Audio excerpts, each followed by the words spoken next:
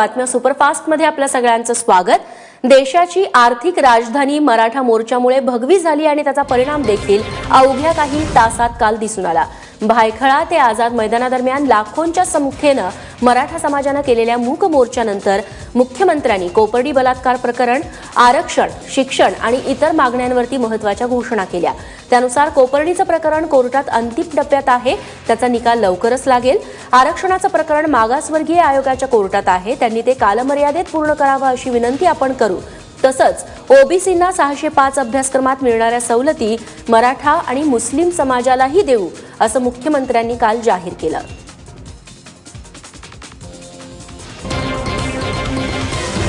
अक्षरशः या मराठा समाजाच्या तोंडाला पानं पुसण्याचं काम त्या ठिकाणी केलेलं, कुठलंच ठोस अशा प्रकारचं आश्वासन आजही त्यांनी हेच सांगितलं की आम्ही 4-5 मंत्र्यांची समिती नेमणार आणि मग त्या समितीला आधार देणार। मग इतके दिवस काय झोपा काढल्या का? मराठा क्रांती मोर्चा संपल्यानंतर काल व्यासपीठावरती आलात आता मराठा आरक्षणासंदर्भात लेखी आश्वासन द्या अशी मागणी करत मोर्चेकरांनी नितेश राणेंची कार काल अडवली। मोर्चा संपल्यानंतर नितेश राणे व्यासपीठावरती आलेले होते, त्यामुळे काहीशा चिडलेल्या मोर्चेकरांनी मोर्चा संपल्यानंतर नितेश राणेंची कार अडवून लेखी आश्वासनाची मागणी केली। यावेळी काही आंदोलकांनी राणेंच्या गाडीची हवाही सोडली, त्यानंतर पोलिसांनी त्यांना ताब्यात घेऊन सोडून दिलंय।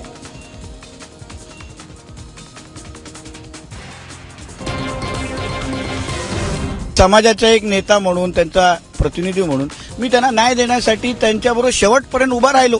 बाकी काही लोक निघून गेले, स्टेजवरून निघून गेले, भाषण करून निघून गेले, पण माझी जबाबदारी होती की जोपर्यंत शेवटपर्यंत दिलेला शब्द होता की शेवटपर्यंत उभं राहणार, तसं मी राहिलो। मोर्चा आधीच मुंबईचे भाजप अध्यक्ष आशिष शेलार यांना मोर्चेकरांच्या रोषाला काल सामोरं जावं लागलं। आझाद मैदानावरती आलेल्या शेलारांना मोर्चेकरांनी विरोध करत जोरदार घोषणाबाजी केली। आक्रमक झालेल्या काही जणांनी शेलारांना धक्काबुक्की केल्याचंही समजतंय। या घटनेमुळे काही काळ आझाद मैदानावरचं वातावरण गोंधळाचं झालं होतं।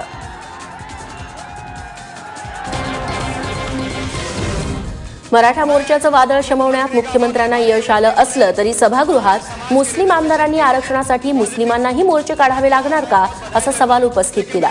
समाजवादी पक्षाचे आमदार अबू आझमी, एमआयएमचे आमदार इम्तियाज जलील आणि वारिस पठाण यांनी काल मुख्यमंत्र्यांना घेरलं।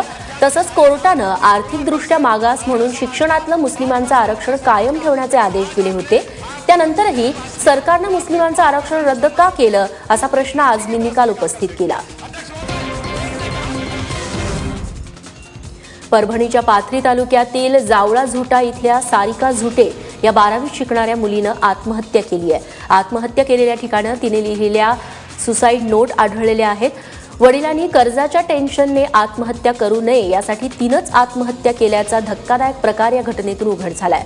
सारिकाच्या वडिलांवरती शेतीसाठीचं कर्ज होतं, पाऊस नसल्यामुळे पीकही वाळून जात होती, त्यामुळे उत्पन्नाचं कुठलंच साधन शिल्लक नव्हतं। सारिकाच्या आत्महत्येच्या अगदी 6 दिवस आधीच तिच्या काकांनीही आत्महत्या केल्याची माहिती समोर आली आहे। गेल्या काही महिन्यांपासून एकनाथ खडसे ज्या जीआरसाठी विधानसभेत भांडतायत त्याबाबत काल अखेर विधानसभा अध्यक्ष हरिभाऊ बागडे यांनी मध्यस्थी केली आहे आणि उद्योगमंत्री सुभाष देसाईंना आज जीआर बाबतची माहिती सादर करण्याची सूचना केली आहे। एमआयडीसीनं संपादित केलेल्या जमिनीवरती ठराविक काळानंतरही काहीही न उभं राहिल्यास ती जमीन विकण्याचा संबंधित व्यक्तीला अधिकार प्राप्त होतो अशा आशयाचा शासनाचा जीआर आहे। मात्र तो अस्तित्वात आहे की नाही या खडसेंच्या प्रश्नाला काहीच उत्तर मिळत नव्हतं। अखेर काल विधानसभा अध्यक्षांनीच याबाबत उद्योगमंत्र्यांना आदेश दिले। मध्य प्रदेशात अटकेत असलेल्या सामाजिक कार्यकर्त्या मेधा पाटकर यांची रवानगी तुरुंगात करण्यात आली आहे। नर्मदा सरोवर पुनर्वसन प्रश्नावरती 12 दिवसांपासून सामाजिक कार्यकर्त्या मेधा पाटकर उपोषण करत होत्या, त्यानंतर पोलिसांनी त्यांना अटक केली। सुरक्षा आणि कायदा सुव्यवस्थेच्या कारणानं त्यांची तुरुंगात रवानगी केल्याचा दावा पोलिसांनी केलाय। इन्वेस्टिगेशन होगा, बिल्कुल सही। तो अभी जेल 7:30 बजे जेल में डालने का नियम है क्या? हम लिख सकते बाद लॉकअप। हाँ, You can open the jail and put a woman inside. A woman after 7 o'clock. आप मुझे बताइए। उसके बाद आप जाइएगा, आप जिसको जहाँ पे चैलेंज करना आप कीजिएगा, अपन देखेंगे। मुंबई विद्यापीठाचे कुलगुरू संजय देशमुखांना सक्तीच्या रजेवरती पाठवण्यात आले. राज्यपालांच्या सूचनेनंतर ते रजेवरती गेल्याची माहिती सूत्रांनी दिली आहे. आता त्यांच्या जागेवरती देवानंद शिंदे मुंबई विद्यापीठाचा कारभार बघणार आहे. शिंदे हे शिवाजी विद्यापीठाचे कुलगुरू आहेत. त्याचप्रमाणे गेल्या 2.5 वर्षांपासून रिक्त असलेल्या मुंबई विद्यापीठाच्या कुलगुरूपदी धीरेन पटेल यांची नियुक्ती आता करण्यात आली आहे. ओला चालकानं धावत्या टॅक्सीत अश्लील चाळे सुरू केल्याचा आरोप मुंबईतल्या एका महिला प्रवाशानं केलाय. घडलेल्या या प्रकारानंतर तरुणीनं टॅक्सी सोडून देऊन तिथून पळ काढला. मुंबईतील शिवाजी पार्क परिसरात घडलेल्या प्रकारानंतर पोलिसांनी गुन्हा दाखल केलाय. उत्तर प्रदेशातील गाझियाबादहून आलेल्या 30 वर्षीय तरुणीनं सोमवारी ओलाच्या ॲपवरून शेअर टॅक्सी बुक केली होती. मुलाखतीसाठी ती अंधेरीहून परेलला जात होती. यावेळी आपण फोनवरती बोलत असताना चालकाने टॅक्सी थांबवली आणि पॅन्टची झिप उघडून अश्लील चाळे केल्याचा आरोप या तरुणीनं केलाय.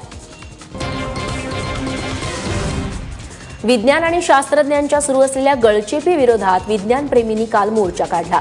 मोर्चात लेखक, साहित्यविषयक संस्था, कलावंत, प्राध्यापक, शिक्षक, समाजविज्ञान संस्थांच्या प्रतिनिधींनी सहभाग घेतला. सरकारनं आपला दृष्टिकोन बदलून वैज्ञानिक शोधकार्याला प्रोत्साहन द्यावं, अवैज्ञानिक गोष्टींचा प्रचार थांबवावा, विज्ञान संस्थांच्या निधीत कपात करू नये, धार्मिक असहिष्णुता थांबवावी, तसंच शिक्षणात विज्ञाननिष्ठ संकल्पनांनाच स्थान द्यावं, अशा मागण्या यावेळी करण्यात आल्या. अँबी व्हॅलीवरती पाणी सोडावं लागू नये म्हणून सहारा समूहाची सध्या धडपड सुरू आहे.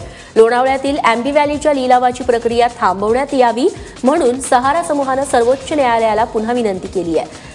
काल झालेल्या सुनावणी दरम्यान सहारा समूहानं गुंतवणूकदारांचे पैसे परत करण्यात येतील असं आश्वासनही सर्वोच्च न्यायालयाला दिलंय. सध्या सुब्रतो रॉय पॅरोलवरती तुरुंगाबाहेर आहेत. त्यांनी कोर्टाला 1,500 कोटी आणि 550 कोटींचे 2 चेक दिलेले आहेत. ते चेक वटले नाही तर पुन्हा तिहार तुरुंगात जायला तयार रहा अशा शब्दात न्यायालयानं सुब्रतो रॉय यांना तंबी दिली होती. दरम्यान सहारा समूहावरचा पास आवळण्यासाठी सर्वोच्च न्यायालयानं अँबी व्हॅलीच्या लिलाव प्रक्रियेला हिरवा कंदील दिलाय. त्यामुळे सहारा समूहाचे धाबे चांगलेच दणाणले. ज्येष्ठ अभिनेते दिलीप कुमार यांच्या प्रकृतीत सुधारणा झाली असून त्यांना मुंबईच्या लीलावती रुग्णालयातून डिस्चार्ज मिळालाय. गेल्या आठवड्यात दिलीप कुमार यांची प्रकृतीत बिघाड झालेला होता. किडनीच्या आजारामुळे त्यांना लीलावती रुग्णालयात दाखल करण्यात आलं होतं. लीलावती रुग्णालयातील डॉक्टरांच्या देखरेखीखाली दिलीप कुमार यांच्यावरती उपचार सुरू होते. अखेर त्यांना डिस्चार्ज मिळालाय. सनी लिओनी आणि डॅनियल सध्या त्यांची मुलगी निशाच्या संगोपनात चांगलेच रमले आहेत. नुकतंच चिमुकल्या निशानं रक्षाबंधनाच्या निमित्तानं आईबाबांसाठी खास ग्रीटिंग रंगवलं. हे खास क्षण सनीनं सोशल साईट्सवरून शेअर केलेत. लाडक्या लेकीकडून मिळालेल्या गिफ्टचा आनंद डॅनियलच्या चेहऱ्यावरती साफ झळकत होता. संजय जाधवच्या आगामी ये रे ये रे पैसा या सिनेमाचा मुहूर्त नुकताच पार पडला. या सिनेमामध्ये उमेश कामत, सिद्धार्थ जाधव, तेजस्विनी पंडित, मृणाल कुलकर्णी, आनंद इंगळे, संजय नार्वेकर ही कलाकार मंडळी दिसतील. मनसे अध्यक्ष राज ठाकरे यांच्या उपस्थितीत या सिनेमाचा मुहूर्त झाला. पुढील वर्षी 5 जानेवारीला हा सिनेमा आपल्या भेटीला येईल.